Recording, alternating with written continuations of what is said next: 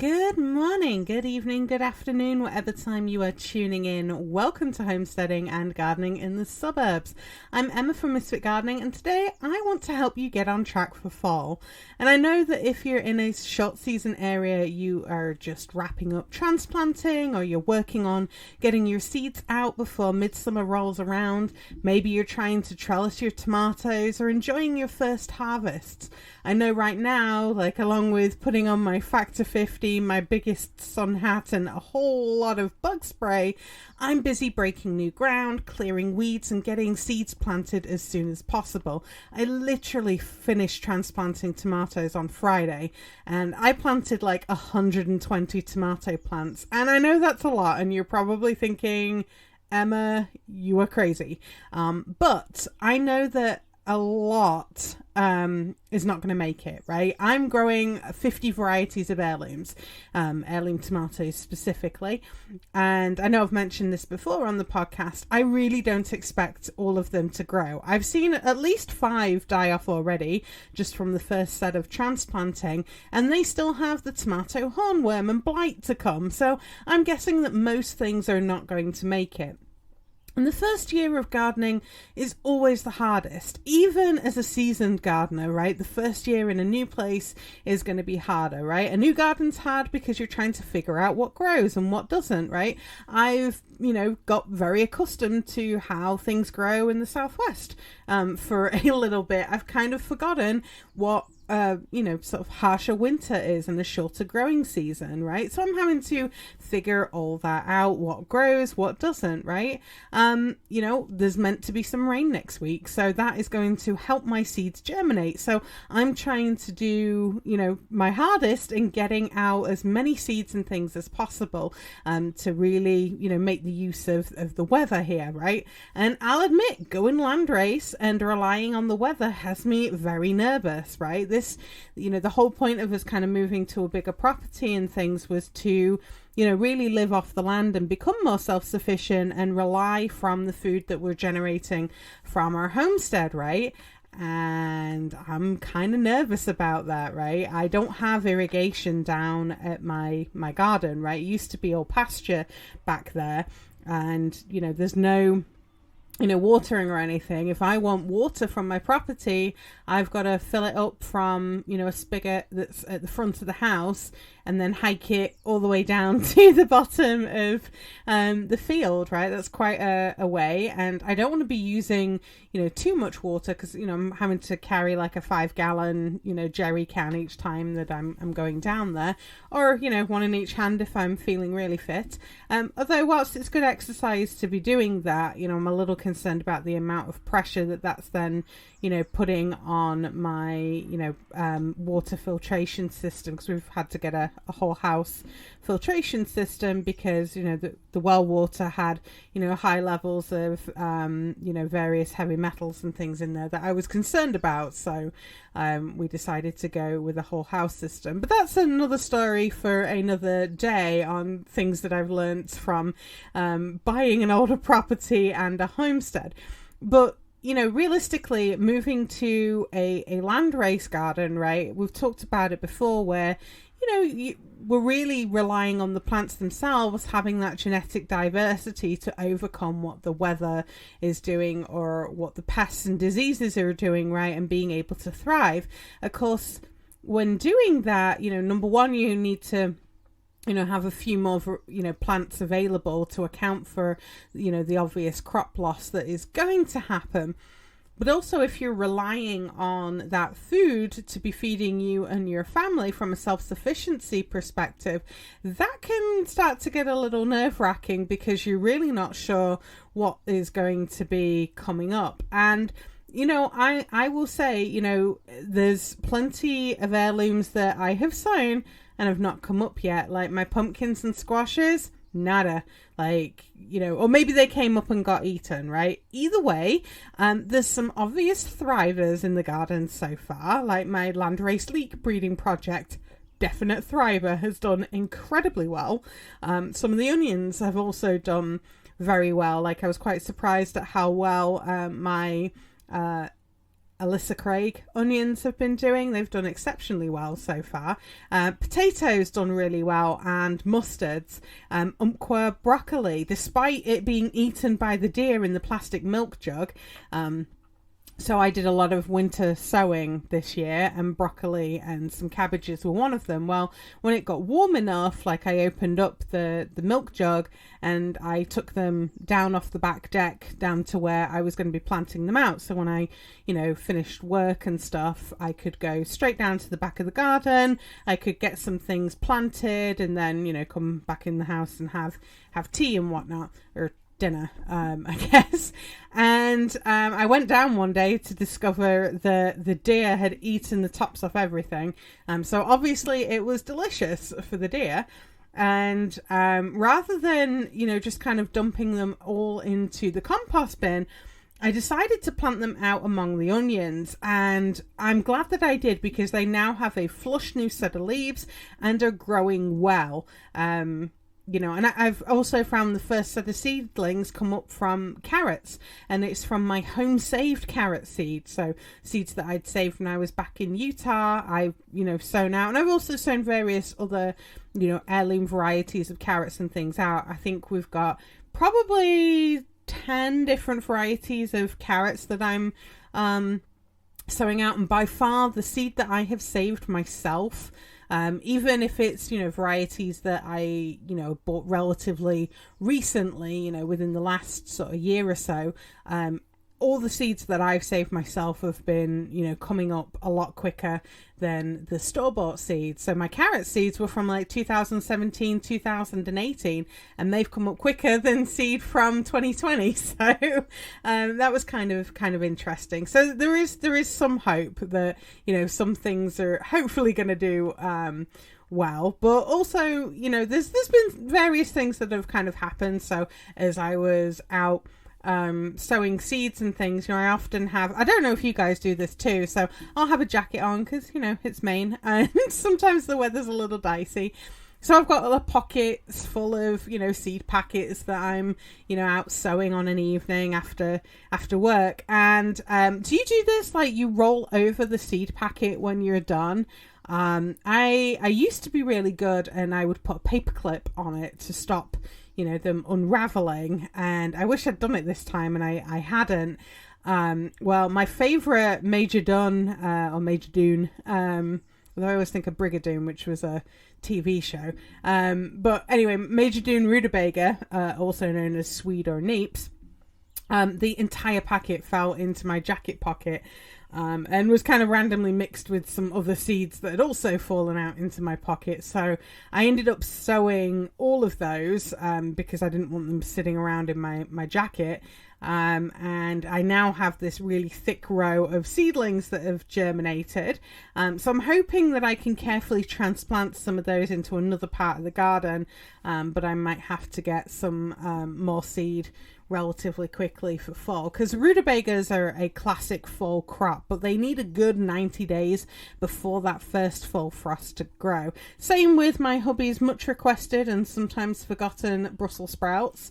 Those need to be started, definitely right now, to have enough time to mature before fall.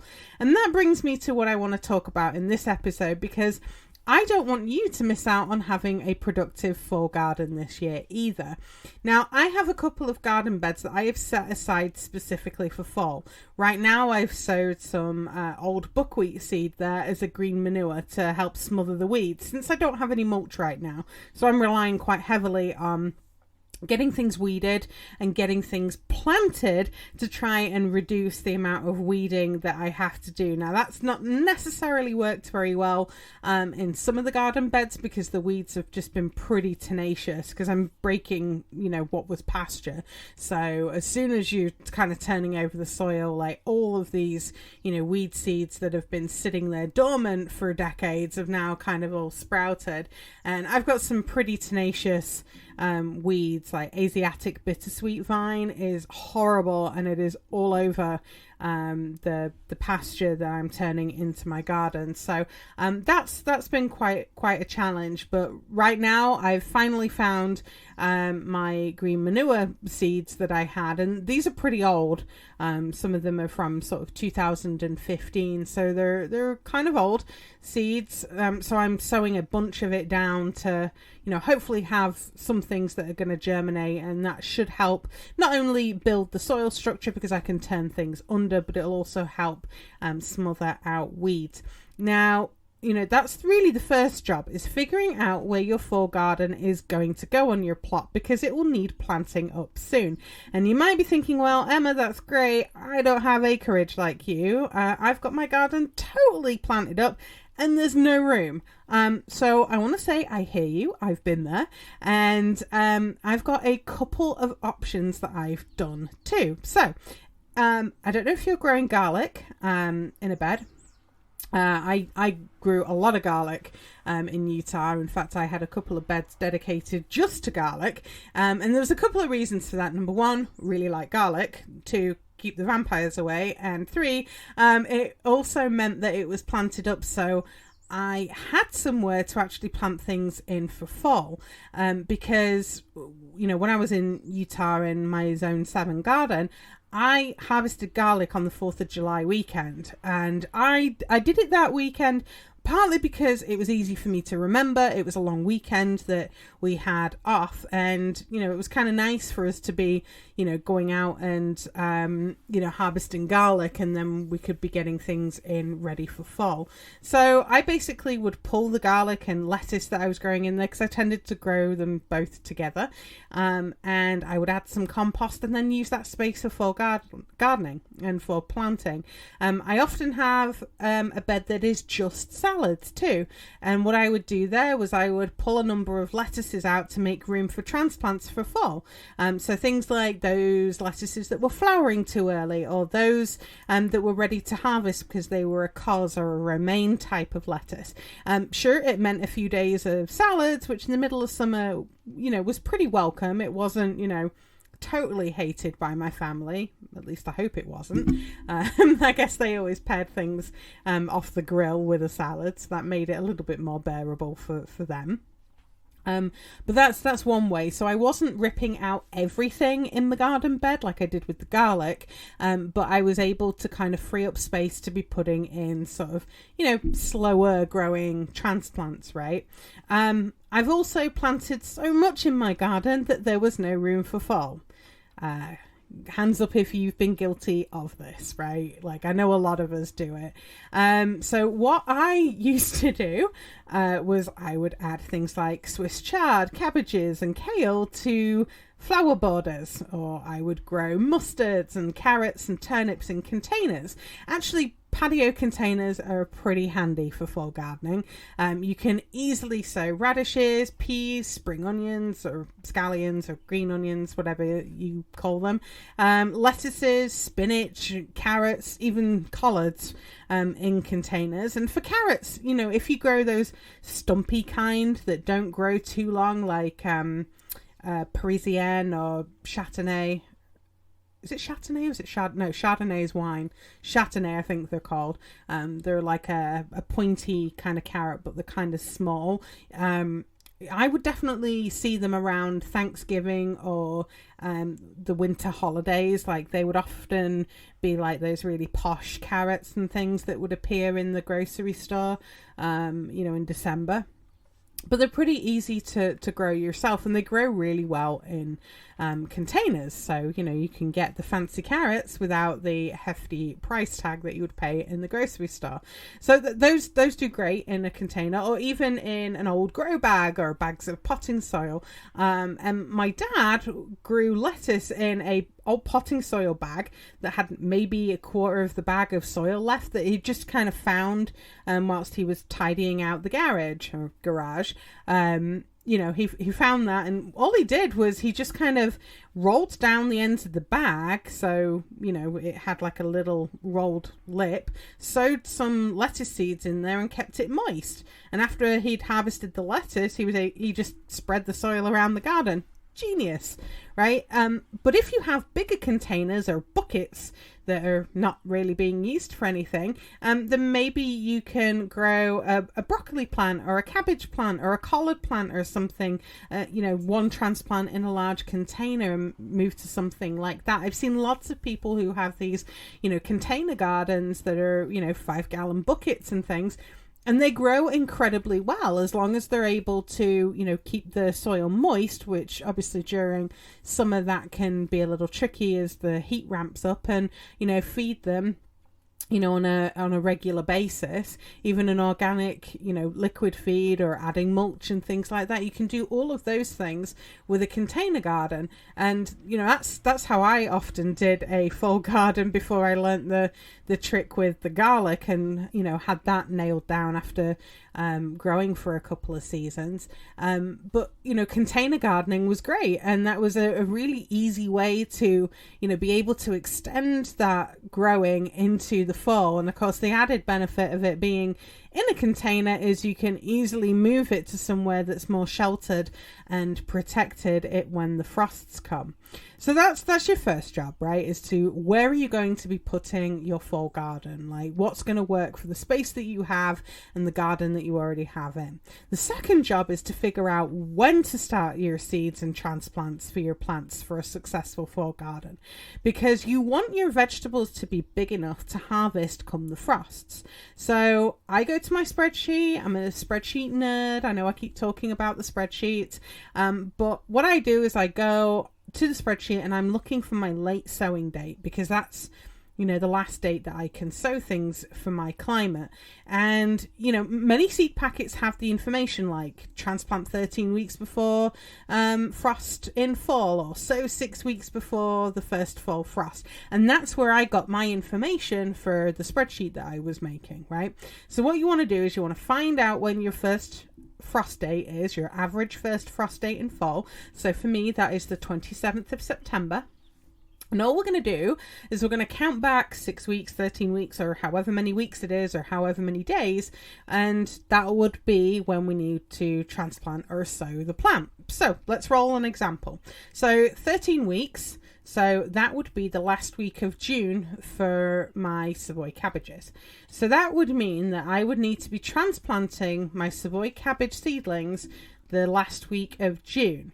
So that would mean for me to be sowing seeds that were going to be big enough for transplant would need to be about 4 weeks before that. So I would need to be starting my seeds for Savoy cabbages late May, early June to be able to meet that timing. So it takes a little bit of planning, right? Beets, on the other hand, are one of those plants that need to be sown directly in the ground. So for fall, you would want to be sowing those bad boys 10 to 12 weeks before your first frost. So for me, the last week of June, that's going to work out if I've got an average first frost, of 27th of September. So the last week of June through to the second week of July, I need to be sowing my beets. Great, because that's about where we are right now, right? I need to be thinking of these things to get them in the ground. And if I can sow a row or two of beets every week, then I should have plenty for fall for leaves, either, in salads or for braising, and, the roots to roast and eat later on. Let's do another example. Let's take 6 weeks before the first frost. So again, my average first frost is the 27th of September. And that's an average, right? It could be earlier, it could be later. So 6 weeks before that would mean the week of the 15th of August. So I'll need to be transplanting Romanesco broccoli and the cauliflowers by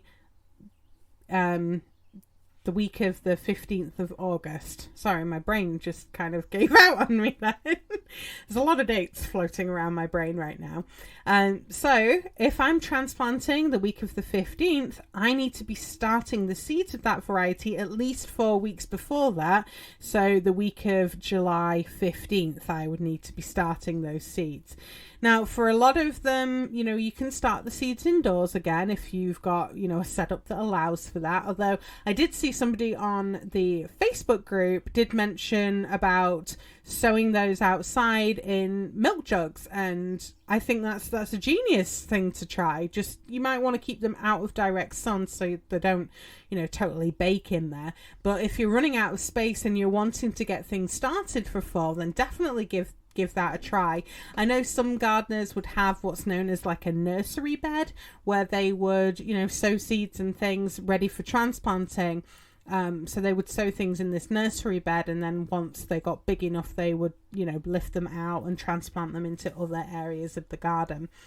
For things like your brassicas, you definitely want, if you're starting them outside, you don't want them to be in, a lot of the, summer sun, because it's going to turn them bitter and it's going to stress them out, and you're not necessarily going to get a good harvest. So somewhere that's probably semi-shaded, not a lot of sun is going to, or not a lot of direct sun, I should say, so avoiding that middle of the day where it's super hot is going to be a good bet.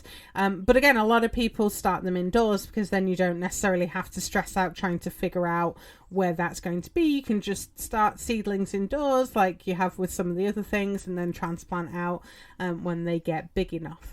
Let's talk about peas, because peas are usually sown 4 to 6 weeks before the last frost in spring. But you can sow them around 60 days before your first fall frost for a crop in fall. So if you missed out on planting peas this spring, then you definitely have time to give it another go. So for me, that's the last week of July. So you can see I'm going to be quite busy this summer.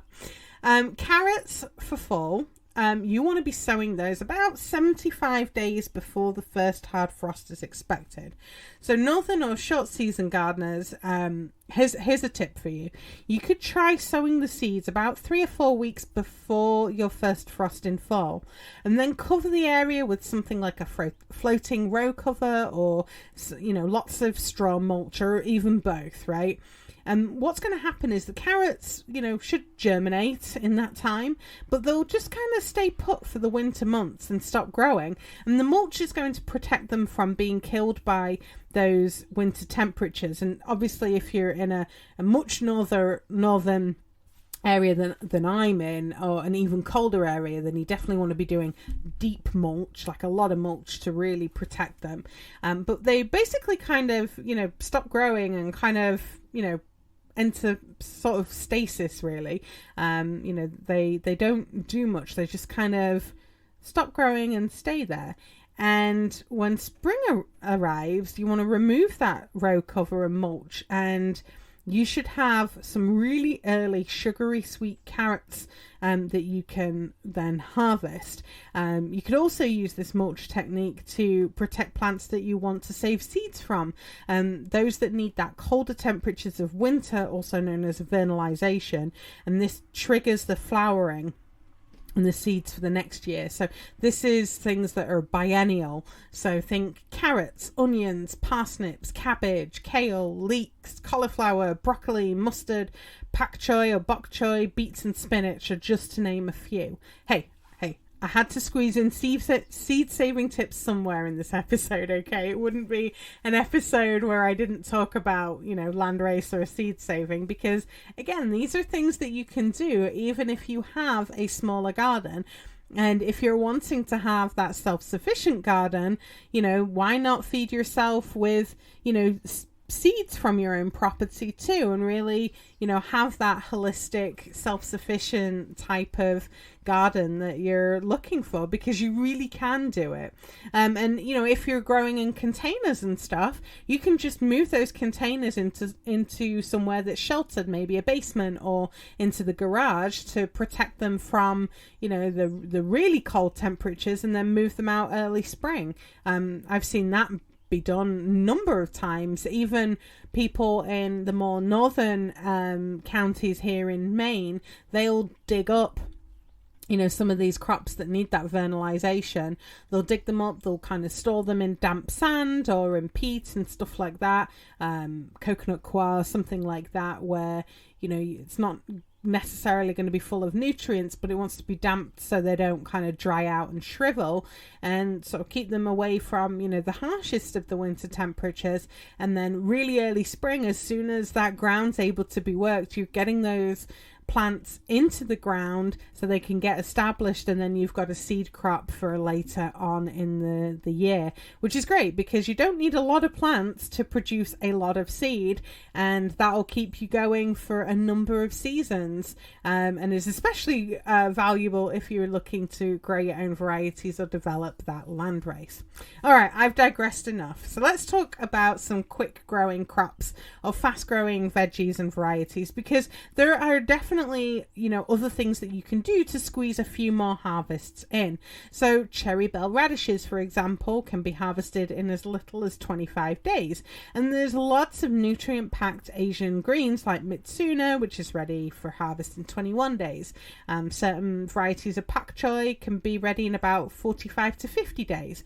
Many mustards that are ready in about 25 days for baby leaves and 55 days for bigger stir fry or braising greens. I love mustards, absolutely love mustards. And they're one of the crops that the slugs haven't completely ravaged. So I really like mustards now. You know, and they're a fast growing vegetable too, for fall. There's also some varieties of turnips, right? Tokyo Market is one that comes to mind, and that's super fast to grow in around 30 days for harvest. Kale can be ready in less than 30 days if you opt for something like dinosaur kale or lactinato or lacinato, or red Russian varieties. Those can be ready in less than 30 days for baby leaf salads, or about 50 days for bigger leaves, right? The good rule of thumb for short season gardeners is you want to be transplanting your fall brassicas around the end of June through July, and keep sowing faster growing veggies to the end of August. Now, if you're in, you know, a hotter climate, like many of you listening from the southern states, you know, you've got that long, mild winter where you're able to grow lots and lots of veggies with minimal coverage, right? You're not having to worry so much about snow and things. So, you know, you're able to be getting in things like Brussels sprouts and collards and, you know, all of these, you know, wonderful winter greens, and, you know, they'll grow quite happily through those colder months for, you know, a harvest that you can, you know, go out into the garden and harvest, which is great. I'm very jealous of those. But it's got some really good advantages because you've got that longer growing season. You can really start to hone in and plan getting your plants out without them being stressed out by the summer sun. So, you know, you've got that option of a little bit longer window of being able to get out some of your fall plants. So whereas I'm trying to be getting things out, you know, sort of June, July, you know, you're able to be looking at getting things out from, you know, July or August or even through to September. So you've got some time to be figuring out what is going to be working well for your garden depending on where you are.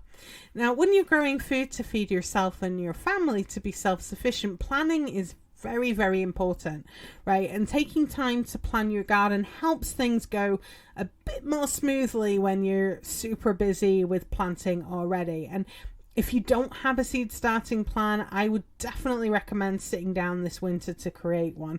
Maybe that's the video I should put on YouTube. Like, let me know in the Facebook group if that would be a helpful video, because I will create a, you know, seed starting schedule from scratch and video it so you guys can create your own.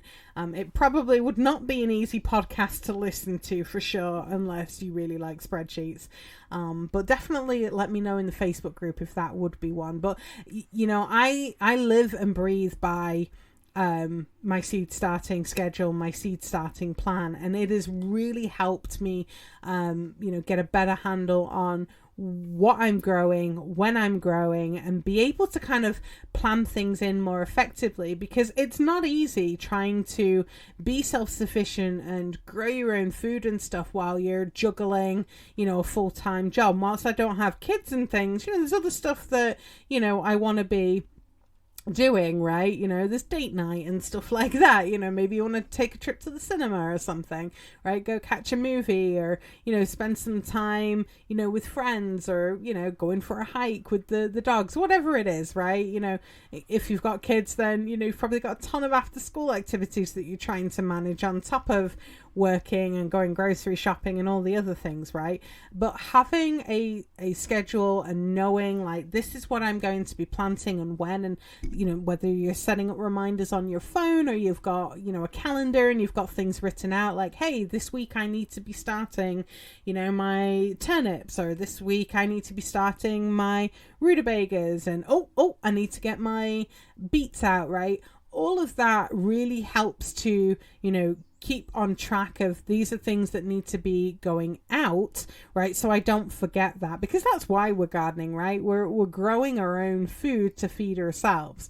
And honestly, having a plan has been that number one thing that has helped me grow better and manage my time better when it comes to what needs to be done in the garden. So I hope you found this episode helpful, and until next time, I hope your garden grows beautifully, and I will see you all next week.